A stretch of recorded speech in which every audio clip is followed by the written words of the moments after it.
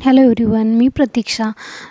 आज आमचं बाहेर जायचं प्लॅन होतं. खरं तर बाहेर जाऊन जेवायचं, पण आम्हाला घरीच कामं होतं थोडं, ते करण्यात संध्याकाळी आम्हाला 8 वाजले.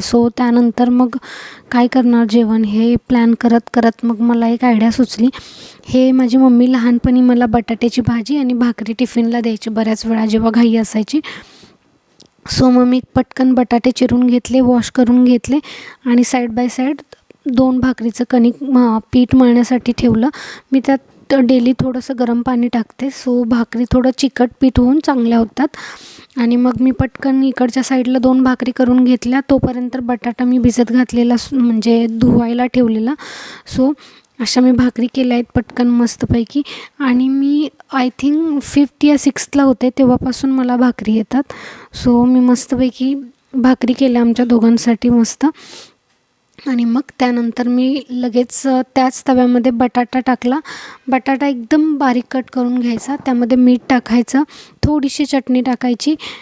जी सातारा कराड साईडची असतील त्यांना चटणी म्हणजे काय ते माहिती आहे. चटणी म्हणजे लाल तिखट जे आमच्या इथं वर्षभरासाठी एकत्र करून ठेवतात ते टाकायचं.